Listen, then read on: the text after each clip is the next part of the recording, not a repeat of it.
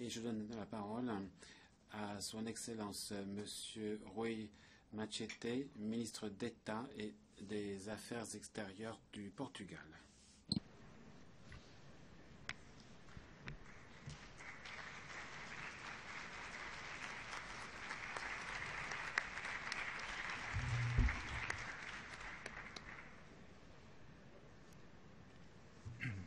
Senhora Presidente. Monsieur le Président de l'Assemblée générale, Monsieur le Secrétaire général, Mesdames et Messieurs les représentants, Mesdames et Messieurs. Monsieur le Président, pour commencer, je voudrais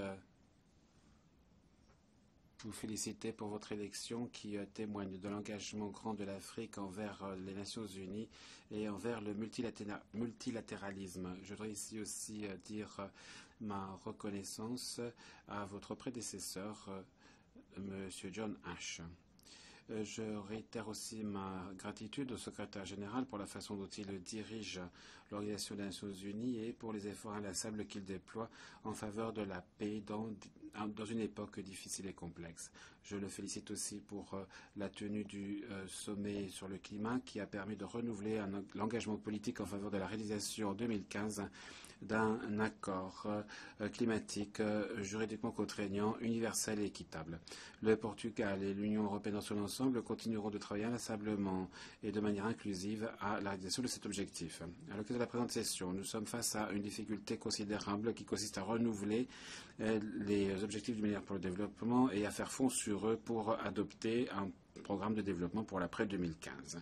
Monsieur le Président, vous pouvez compter à cet égard sur l'appui et l'engagement du Portugal dans ce domaine et dans d'autres questions, ainsi que dans le travail de l'Assemblée générale, qui est la maison du multilatéralisme et une source essentielle de légitimité de l'action collective internationale. L'engagement du Portugal auprès des Nations Unies de la charte de ses principes et valeurs est un engagement ferme, résolu et durable. Le Portugal, par ailleurs, est candidat au Conseil des droits de l'homme pour la période 2015-2017. Nous comptons sur l'appui de vous tous à l'occasion de ces élections qui viendront bientôt. Si nous sommes élus, ce sera la première fois que le Portugal siégera dans un organe aussi important. En avril dernier, le Portugal a subi son deuxième examen périodique universel au Conseil des droits de l'homme et notre action positive en matière de droits de l'homme a été largement reconnue. Nous avons participé activement à de nombreuses enceintes multilatérales relatives aux droits de l'homme, en particulier le Conseil des droits de l'homme, en présentant des résolutions chaque année sur le droit à l'éducation ainsi que sur les droits économiques, sociaux et culturels. Nous espérons pouvoir apporter une contribution plus grande importante encore au Conseil des droits de l'homme dans les 3 années à venir, car nous croyons très profondément en la capacité du Conseil de renforcer les possibilités qu'ont les États de respecter leurs obligations en matière de droits de l'homme. Dans ce contexte, le Portugal a présenté un ensemble important de promesses et d'engagements qui guideront l'exercice de notre mandat afin de promouvoir et de protéger le caractère universel, indivisible, inaliénable et interdépendant de tous les droits de l'homme, droits civils, culturels, économiques, politiques et sociaux. Par nos actions, nous avons montré, à l'occasion de notre dernier mandat au Conseil de sécurité en 2011-2012, que la promotion des droits de l'homme comptait parmi nos priorités. Si nous sommes élus, le Portugal travaillera à l'activité plutôt du Conseil des droits de l'homme de façon à garantir un système multilatéral des droits de l'homme plus fort, plus indépendant et plus effectif. Le Portugal est aussi partie sans réserve à 8 traités essentiels relatifs aux droits de l'homme et à tous leurs protocoles facultatifs. Monsieur le Président, nous continuons d'être les témoins d'événements que nous ne pensions pas voir au XXIe siècle, à savoir des violations des droits de l'homme à large échelle, la spoliation de grandes population de leur dignité la plus élémentaire et le mépris de principes internationaux fondamentaux tels que l'intégrité territoriale ou la souveraineté des États. Aujourd'hui, la Charte des Nations Unies reste aussi pertinente qu'elle ne l'était il y a 69 ans. Et pour faire face aux crises que nous connaissons aujourd'hui, nous devons fonder notre recherche de solutions justes, juridiques et durables sur les principes et normes généreux et ambitieux de la Charte. La Charte, en effet, offre les mécanismes institutionnels nécessaires, mais leur fonctionnement et leur efficacité sont tributaires de la volonté politique de tous les membres de l'organisation. Monsieur le Président, les groupes terroristes extrémistes et radicaux doivent être condamnés et rejetés par nous avec la plus grande force. Ils constituent en première instance une menace aux États et aux populations des territoires où ils se trouvent. Mais ils présentent aussi un risque pour la paix, sécurité et la stabilité régionale et mondiale. Cette menace exige une action concertée et des actions décidées de la part de la communauté internationale. Le IIL, autoproclamé, est un autre exemple sinistre de ce genre d'agissement criminel et barbare. Il faut le combattre et le neutraliser. Le sommet du Conseil de sécurité et la résolution adoptée sur le phénomène inquiétant des combattants terroristes étrangers sont d'importantes mesures dans cette direction. Le Moyen-Orient continue aussi de nécessiter une attention particulière. En Irak, nous avons été le témoin d'actes terroristes inhumains visant des populations sans défense et prenant pour victimes essentiellement des femmes, des enfants et des personnes appartenant à des minorités ethniques ou religieuses. La situation en Irak ne peut être vue de façon distincte du conflit qui se prolonge en Syrie, où le niveau de violence et de souffrance du peuple syrien sont par leur dimension et leur durée indescriptibles. Toutes les parties doivent assumer la responsabilité de la recherche d'une transition politique vers une société démocratique et pluraliste. Encore une fois, nous venons ici à l'Assemblée générale alors qu'aucun progrès n'a été enregistré dans le conflit israélo-palestinien. Les attentes que nous avions il y a un an sont maintenant réduites à néant et le cycle récurrent d'hostilité doit cesser. Le conflit, nous avons été le témoin à Gaza cet été, ne doit pas se reproduire. Je souhaite saisir l'occasion qui se présente de féliciter l'Égypte pour avoir su susciter un cessez-le-feu et reconnaître les efforts des autres partenaires internationaux et régionaux, dont le secrétaire général de l'ONU et le secrétaire d'État américain, M. John Kerry. Il n'y aura pas de paix de stabilité durable au Moyen-Orient sans une solution à la problématique du Moyen-Orient. Je réitère à cet égard l'appui de mon pays à une solution qui soit fondée sur la résolution des Nations Unies et qui consiste à mettre en place un État palestinien souverain, indépendant et viable aux côtés de l'État d'Israël dont les préoccupations légitimes en matière de sécurité doivent être entendues.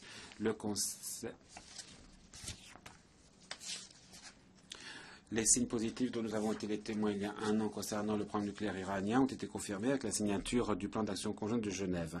Une nouvelle dynamique politique est maintenant nécessaire. Le Portugal appuie et encourage les négociations en cours en vue de parvenir à un accord global. Monsieur le Président, les événements de 2010 et 2011 survenus en Afrique du Nord ont eu un impact politique, économique et social sans précédent sur les pays de la région. Ces pays sont aujourd'hui confrontés avec des difficultés importantes pour ce qui concerne la consolidation des réformes politiques et de leur croissance économique durable ou au cours de leur sécurité. Le Portugal co-préside actuellement le Forum de la Méditerranée occidentale, aussi connu sous le nom Initiative 5+5, qui rassemble 10 pays des rives septentrionales et méridionales de la Méditerranée. Nous souhaitons renforcer la contribution de cette plateforme à la coopération et à la confiance entre les pays qui bordent la Méditerranée. La Libye est un important partenaire de ce forum et c'est avec une grande préoccupation que nous sommes aussi le témoin de la détérioration de la situation dans ce pays.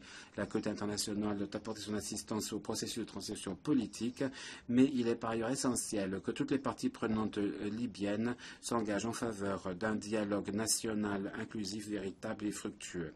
En Europe, la crise en Ukraine et l'annexion illégale de la Crimée ont ont provoqué la résurgence de tensions que nous pensions dépasser. Nous nous félicitons de l'accord de cessez-le-feu et en souhaitons la pleine mise en œuvre. Le Portugal encourage les parties à chercher activement une solution politique globale et durable qui respecte la souveraineté, l'intégrité territoriale, l'unité et la démocratie en Ukraine.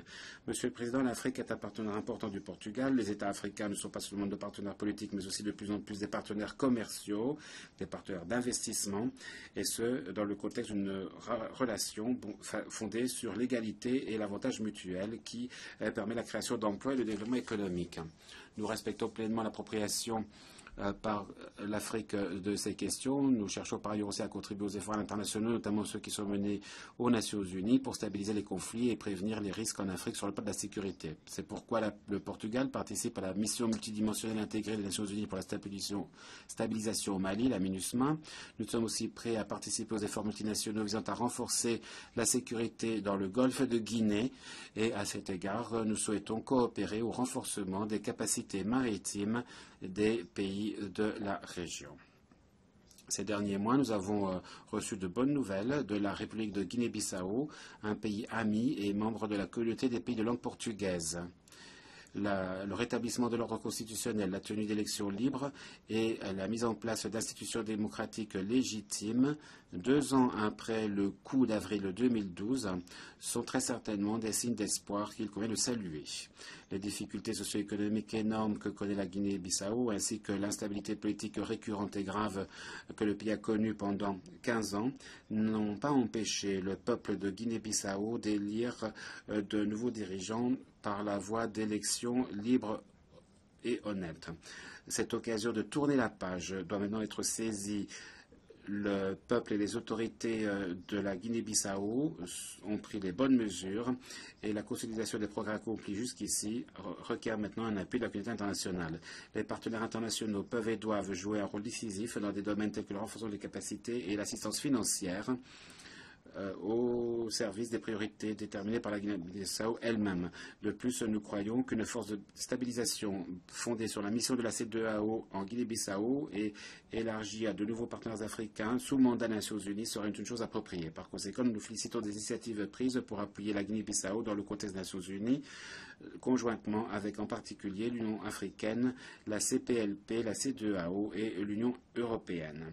Monsieur le Président, au sommet du millénaire, les chefs d'État et de gouvernement avaient adopté les objectifs du millénaire pour le développement, décision historique.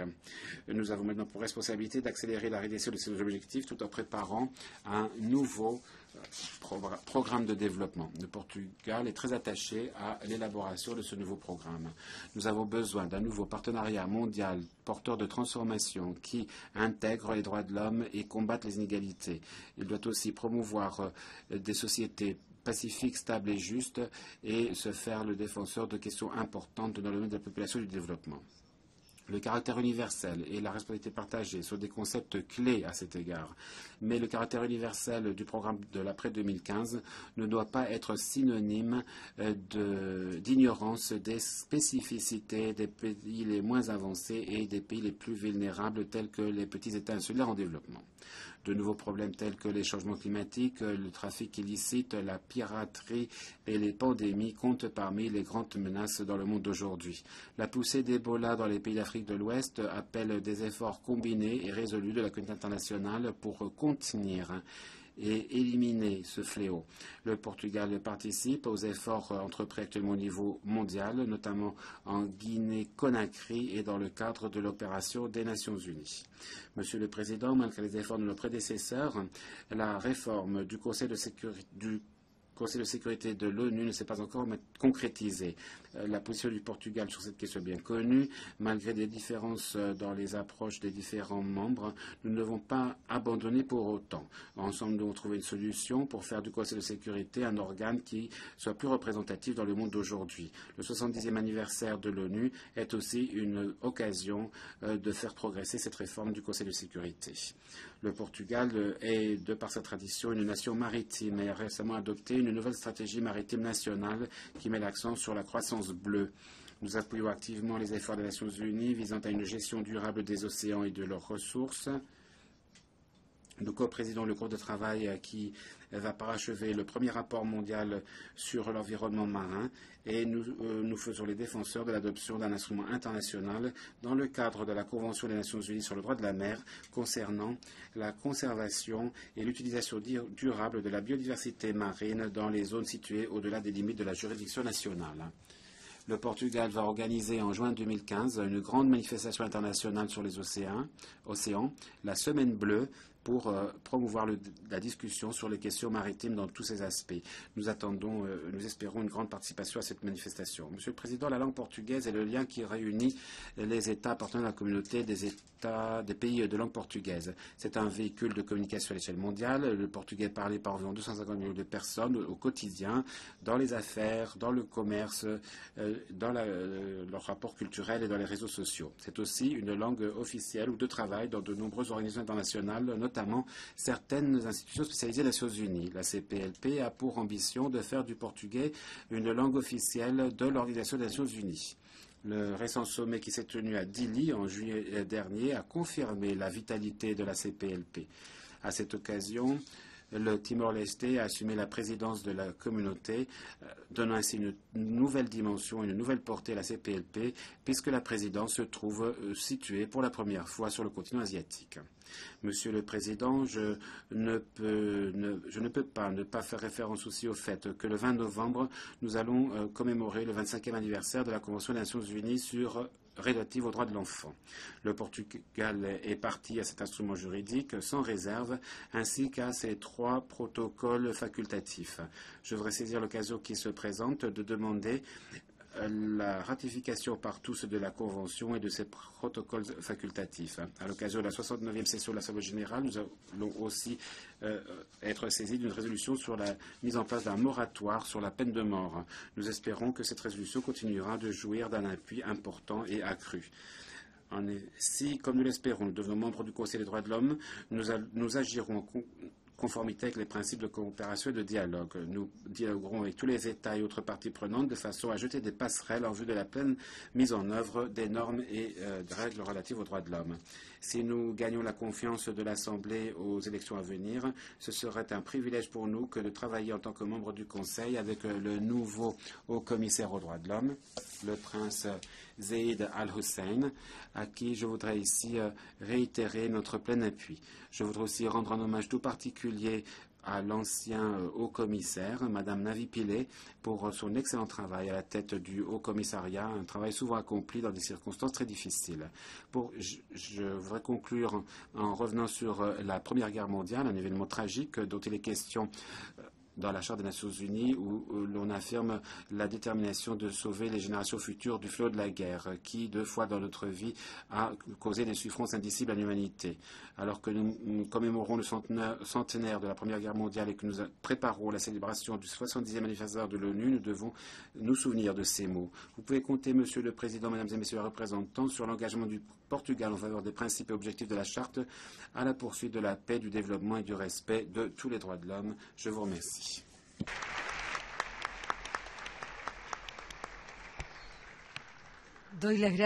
Je remercie le ministre d'État et des Affaires étrangères du Portugal de sa déclaration.